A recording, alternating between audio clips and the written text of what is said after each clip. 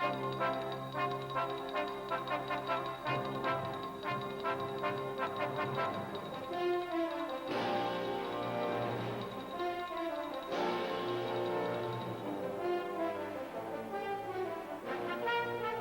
evening and welcome to Westchester Newsline. Right now, President Reagan is on his way to Tokyo for a summit conference. It was originally supposed to be on economic matters, but because of the events of the past 2 weeks, it's quickly becoming the summit on terrorism. We have with us on Newsline tonight Congressman Joe DioGuardi.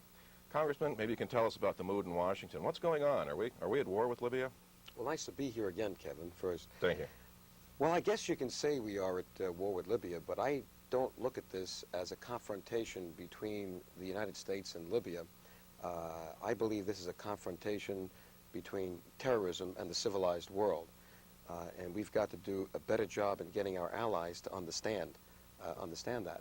And I think they're getting the message. To me, it was unconscionable when I read the morning after the raid that the French forced our pilots to fly 1,200 miles. Let us use their airspace. Right. To me, that's just uncalled for, and I even call for some measures that against the French at that point to get their attention.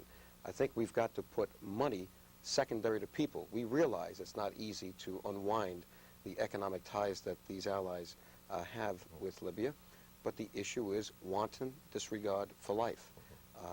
They're starting to have economic problems now because of it, notably Italy and Greece. With the cut in tourism, which is a big industry for those countries, they're starting to feel a little bit of economic pressure there. What is the mood in Europe? What should be our policy with our allies, not only with terrorists in Libya, who we're trying to deal with, but with our allies? What should our policy be towards them? Well, I think when it comes to terrorism, there should be no compromise, and that we've now determined that Gaddafi was responsible for several major acts of terrorism, certainly the Berlin bomb, the TWA incident, and we remember the airport in Rome where they just walked in and started shooting and killed kids in the process. So I think there can't be any compromise, and now that we've made a decision, we've got to do everything we can to get our allies to understand that we mean business on this and that everyone is affected. When it comes to terrorism, no one is held harmless. And I don't feel that our allies should think that because they're not engaging this problem now that they may be off the hook. That's ridiculous. When it comes to dictators and nuts, sooner or later they get around to you. We've seen that in World War II. What measures should we use? Should we use economic means by trying to get countries to go along with this? You mentioned France, where we couldn't fly over their airspace. Should we punish them for that? Well, I think we've got to look at possibilities involving economics. I mentioned that morning on a press conference that maybe the American public should consider not buying some French products just to send a message. I wouldn't call for an outright boycott, but I think there are people that feel really incensed, as I do, and we vote really in two ways, Kevin. We vote when we go into the ballot booth for people, but we also vote every time we reach into our pockets to buy someone's goods. And I think this is a way to send a signal that we're not happy. Also, I think tourism is another way that we can get their attention. We should not be in this alone. This is not the United States versus Libya, as I said before. Terrorism affects everybody. It has been added to the agenda coming up in Tokyo next week. It wasn't originally on it, but I read today that it is on it. Maybe countries getting together, forming an international terrorist force. Okay, do you think now it's an escalating situation? We bombed them 2 weeks ago in retaliation for their terrorist acts. In the past 2 weeks, there's been a great escalation of terrorist acts against the United States, against Great Britain, where our planes left from. Do you see this spiral going higher and higher? A Westchester congressman said that he believes, another Westchester congressman said he believes there'll be another attack on Libya within 2 weeks. Do you think so, and do you think this situation is going to escalate? Well, it's unfortunate that we still have these acts, and maybe Gaddafi didn't get the message the first time. I think it's unfortunate that we have any acts of terrorism, but we have to project the idea that there's a cost relating to terrorism. We can't let Gaddafi get away with what he was doing. This didn't just start. This has been going on for some time, and we've been sending signals to him that this is not something we are going to tolerate. And finally, he continued, and most recently we had these terrible acts, especially the one in Berlin, and I thought the president did what he had to do. We were restrained to begin with. When we were there at the Gulf of Sidra, they fired against us. Even the Soviet Union, by the way, recognizes a 12-mile border in that area, and we were like 75 miles away. So he fired first, we didn't. And we've given consistent warnings to Gaddafi that we would not tolerate this. And when we found the proof that we needed, that he was responsible for the Berlin problem, we acted. And I think the president did the right thing. There's got to be a cost to terrorism, and they've got to understand that. Mm-hmm. Now, if he's going to persist in doing this, I think that we have to then take other action. I hope the action is restrained, and I hope it's effective. But what are we going to do? Just sit there and get picked off? How do you feel the Soviets are going to respond to all this? Now, they're supplying Gaddafi with a lot of his weapons. Some of the surface-to-air missiles that shot down our plane were Russian-made. What about that? Are they going to sit by? Are they going to give him more weapons? What is their reaction going to be, not only in that area, but perhaps in other parts of the globe? I understand that Gaddafi's not too happy with the weapons he's been getting. Apparently they weren't as effective as they were purported to be. Well, I think the Soviet Union obviously has an interest in destabilizing that area as much as possible, and it would be foolhardy to think that they would not be on the side of Gaddafi in this, because he is strategically located. But they have to also think about terrorism. They've been a victim of terrorist attacks as well. Moscow tourism is up, apparently because their airport is so well guarded. It's terrorist, not terrorist-free, but their visitors have gone up 30%. So maybe they're getting some benefit from it right there. Well, I hope not, but that may be a fallout from this. But I think the Soviet Union would not get directly involved in any way. I think they're smart enough to stay on the sidelines. They'll continue to sell arms to Gaddafi, and they'll probably agitate where they can. For our part, we have to be just as smart. We have to be sure that we ally ourselves with Egypt and with Israel so that we do a better job with intelligence. We know now that there are factions in the military in Libya who are not happy with Gaddafi. And one of the strategies that the president is employing with these strikes is to put so much pressure on the regime there that maybe one or more of these elements will start to then make a move. Mm-hmm. The Egyptians have said that this has been their approach, and I think that it's got to be our approach, to put enough pressure so that the reasonable minds in Libya, and I have to believe there are many there, will start to say, hey, what are we doing with this nut running our country? Mm-hmm. He keeps escalating the problem, and they will only suffer even more. So that's one approach to take. The other approach is to make sure that we become a full partner with Israel in dealing with terrorism. We've seen how successful and effective the Israelis are in their ability to strike back at terrorism. Their intelligence is very good, and when they strike back, they know how to use a focused approach to it. So I think we've got one more good reason now to become a full partner with Israel, not only in our economic trading with them, but now in dealing with the crisis that exists now there relating to terrorism, specifically Gaddafi. Okay, let's talk about some communist threats elsewhere in the world. In Nicaragua, the president's plan to aid the Contra rebels, give them $100 million in aid, it's passed the Senate. It's coming back to the House. You voted in favor of it the first time around. You've said you would vote so again. Could you give us your reasons? Well, I voted last year in favor of it. This year I had some questions, and I wasn't sure until really about the last minute, but I did speak with the president personally on it. I was personally lobbied by the president on this vote. And again, became convinced that this is not an issue of the Contras versus the Sandinistas, but the issue is national security. Nicaragua is right here on our doorstep. It is strategically located near the Panama Canal. 50% of the strategic materials for NATO countries comes through those sea lanes. The Soviets in the past 20 years have built up a huge naval arsenal. Much of those ships, or many of them, are in that area. There is a large presence of Soviet and Cuban troops and advisors in Nicaragua. They continue to build that airport, which is at least 4 times more than they need for the commercial traffic in Nicaragua. The Sandinistas have a force of 120,000, which is the largest military force in South America, Central America. We've seen now that they're exporting some of this military action to the neighboring countries. So we have a lot of good reasons to be very nervous about what's happening in Nicaragua. This is not a partisan issue, Kevin. All one has to do is look at the voting on this from powerful Democrats such as Dante Fascell, chairman of the Foreign Affairs Committee, Claude Pepper, chairman of the Rules Committee, who took the floor and made eloquent cases for the aid. They understand the geopolitics and national security issues because they're right there in Florida, and so do the congressmen from Texas and California. And an argument used on that, though, is, hey, Cuba's been communist for 25 years, and it's a heck of a lot closer than Nicaragua. You know, so what if Nicaragua turns communist? They're a lot farther away. Are they going to be a threat to us? How are they going to be a threat? What about that argument? Well, I don't think we can afford another launching pad for Soviet and Cuban aggression in this hemisphere. Right now, Cuba, I guess we've learned to live with Cuba as well as we could, but we're not happy with Cuba. We're certainly not happy with seeing Cuban troops in Angola, Cuban troops in Latin and South America, and now Nicaragua would give the Soviets and the Cubans a launching pad on the western side of our continent. And I think that makes us very nervous, certainly near the Panama Canal.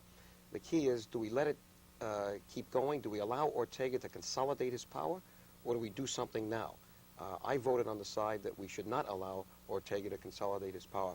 When I walked in that day, Kevin, to cast that vote, I was given 4 stamps from the Nicaraguan government that were just minted. And guess whose pictures they had on those stamps? Congressman DioGuardi? No, sir. Marx and Lenin. Marx and Lenin. Marx and Lenin. Now, what does that tell you? I thought maybe they had the printing presses were running overtime. They were printing up every congressman's face trying to get their vote. These were real live stamps. And what that tells you is that Ortega is not bashful about being a communist and running a totalitarian state there. And when Castro was taking over Cuba, at least he lied for 3 years. He said he wasn't a communist. And then finally, when he did it, he says, well, I was one all along. Now I admit it.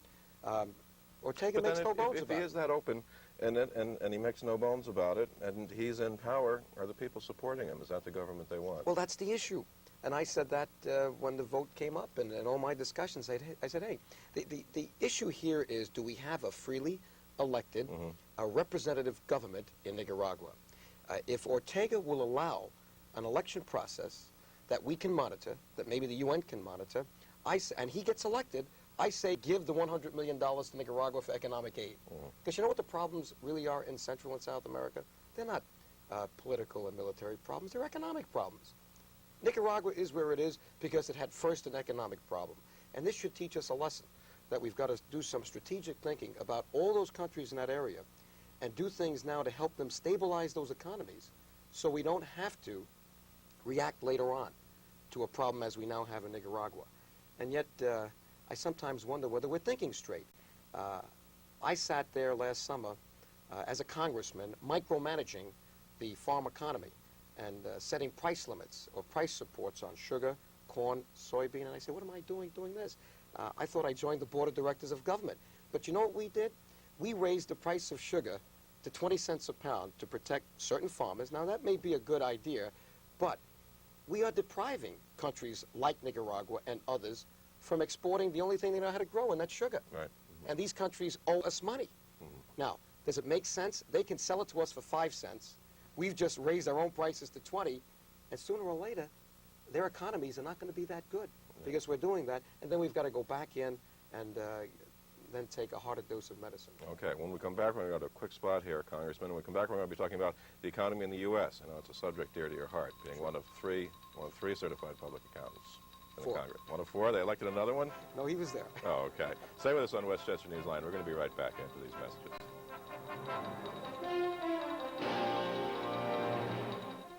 Showtime makes blockbuster movie excitement in May with hot picks and exclusive presentations. F. Murray Abraham and Tom Hulce star in the Academy Award-winning Amadeus, a movie you won't see on HBO or Cinemax. Richard Pryor is in the money in Brewster's Millions. What a country! America, love it! And Matthew Broderick learns the secret of this mysterious woman in Lady Hawk.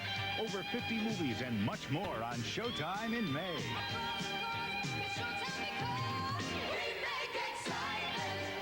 This is what 100 key Mets and Yankees games will look like this year on channels 9 and 11. You can keep staring at this screen, or you can get Sports Channel to see all the action of both the Mets and Yankees this season. Get the picture? Now get Sports Channel. Call 1-800-MET-YANK or your local cable company for Sports Channel and see what you've been missing. Welcome back to Westchester Newsline. Our guest tonight is Congressman DioGuardi. Congressman, the economy. You're from Washington. You should know what's going on down there with the federal government. What kind of shape are we in? Well, don't you feel good? You see interest rates going down. I could use a raise if our general manager's listening. Stock market's going up. We've put 10 million people back to work since 1980. Inflation, which was 15%, incredibly, is below 4, some say below 3, and still dropping. The interest rates are dropping before our eyes. I would say that we're in very good shape. And all the signs are that the attempts to cut the budget deficit are taking hold, and that people are beginning to like this simple 5-year plan which says, hey, we've got a $200 billion budget deficit, and by 1991 it should be 0. Does that mean that we're paying off the debt? No. Because if we ratchet down the $200 billion, $40 billion a year, which is what Graham-Rudman's all about, and forget those automatic spending cuts, they may well be unconstitutional, that's not the issue.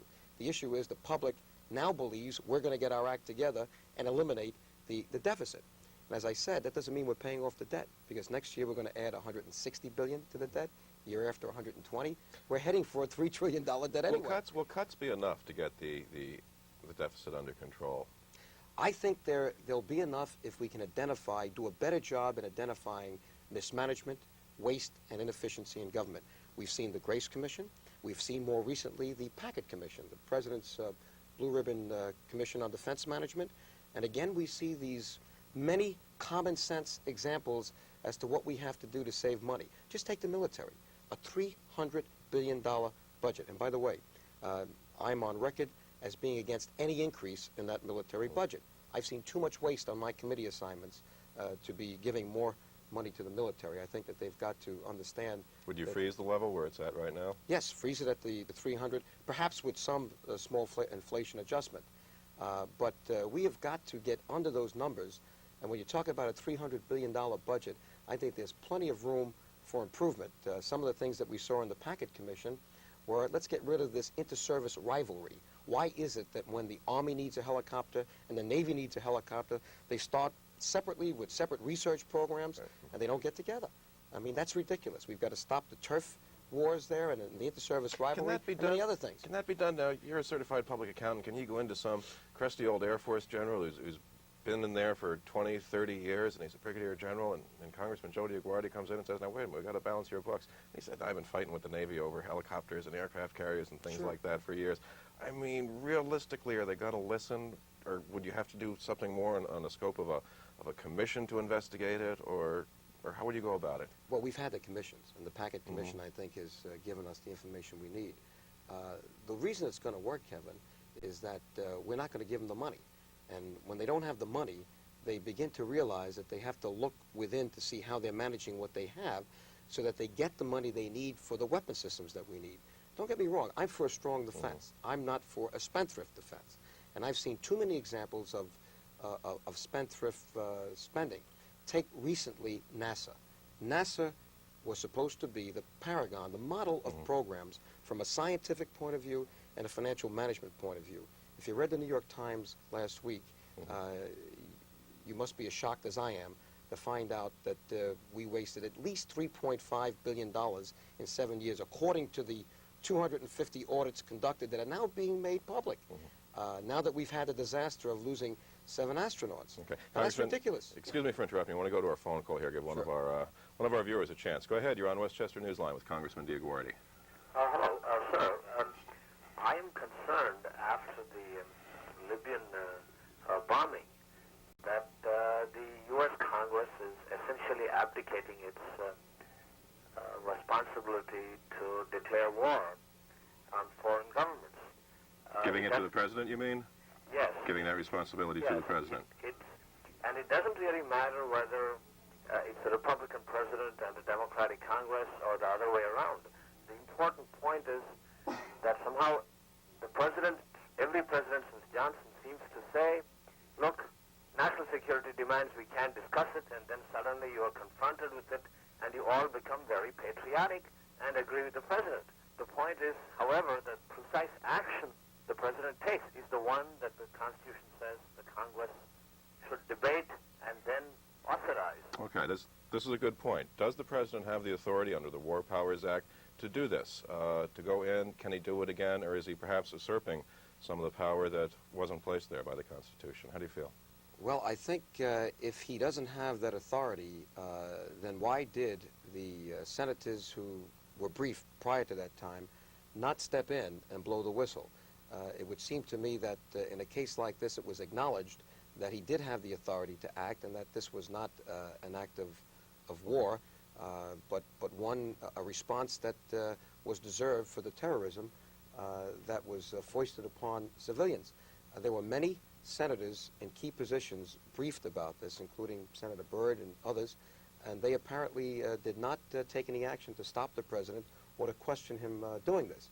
Or question him later. So as far right, as or you're question him concerned, later. There seems he to be a acted within the law. consensus that the president did the right thing, whether you're in the House or the Senate. Okay, we have another call here. Go ahead. You're on Westchester Newsline with Congressman DioGuardi. Hi, Congressman DioGuardi. I have a question for you. Hello. Hi. I want to know how you feel whether or not we should give an 8% increase to the Pentagon like Secretary Weinberg has proposed. Not at all. I'm on record as being strongly against any increase. The president, you may know, has asked for an 8% increase in the military budget, and that's 8% on top of inflation. So if inflation is 3% or 3.5%, that's then 11.5%. I am definitely against the 8%. And one of the problems you would have with reducing the deficit is that you're talking about a $300 billion military budget. Now, 8% of $300 billion is $24 billion.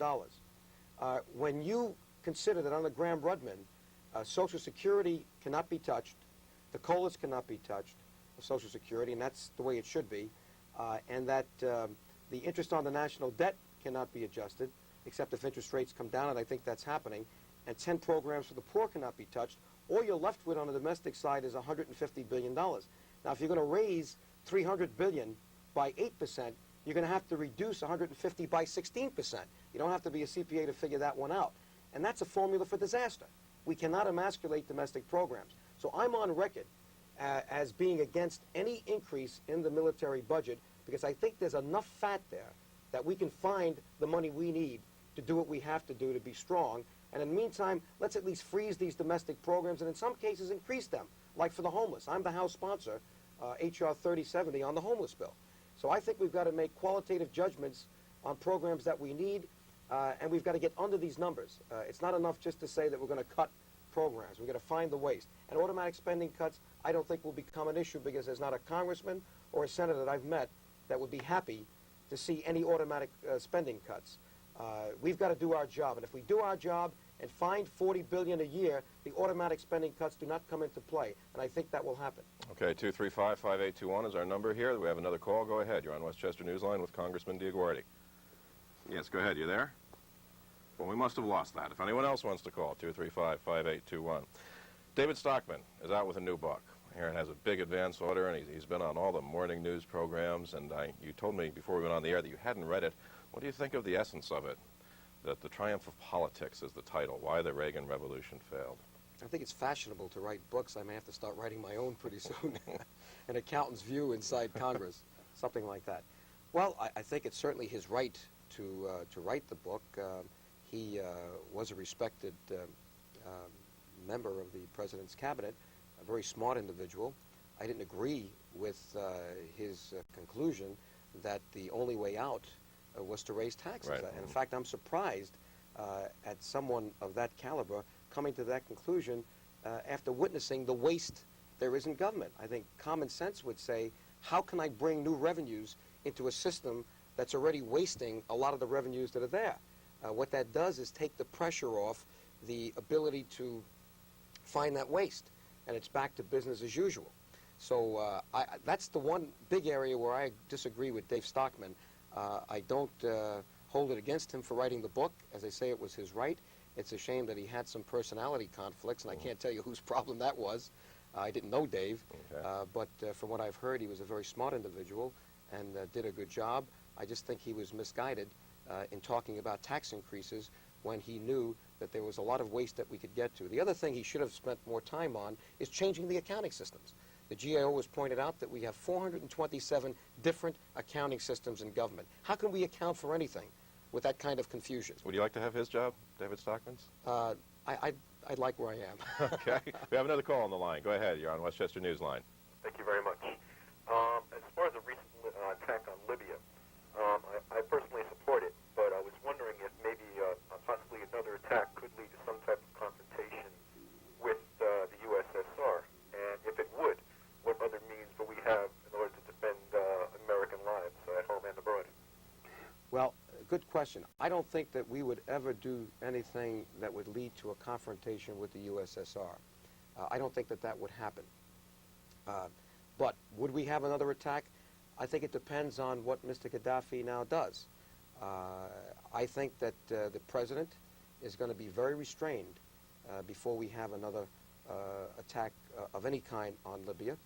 But if there are wanton acts of terrorism that deprive Americans of their lives and other people of their lives, I think that the president's on record, and he said that he would probably mount another attack.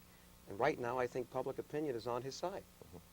Okay, talking about international issues tonight. Do you think we treated President Marcos fairly? He was an ally of ours. He's now living in Hawaii. Do we treat him fairly? And what do you see of the whole situation with Cory Aquino? What does she have to do to pull the country together? I think the bottom line on that whole episode was that our first allegiance had to be to a freely elected democratic government. Now, I know we were concerned about our bases there and about our national security, but in the long run, everyone's a loser if we allow for a process which does not elect someone who truly represents the people. And I think that we saw much there that concerned us.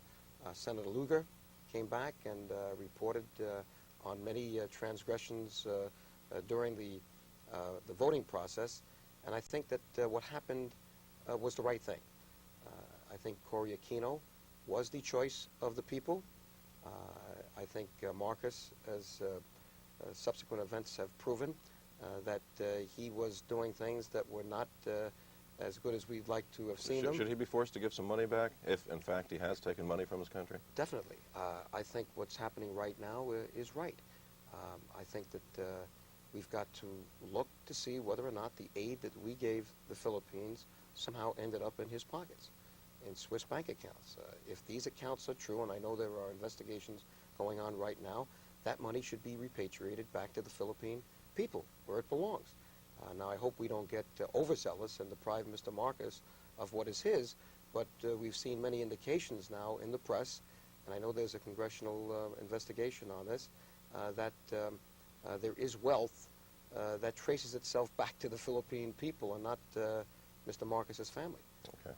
We've got about 30 seconds left, Congressman. Any advice for some people who might be thinking or are running against you? Oren Tiker, Bella Abzug, Dolores Battaglia, anything you'd like to say to them?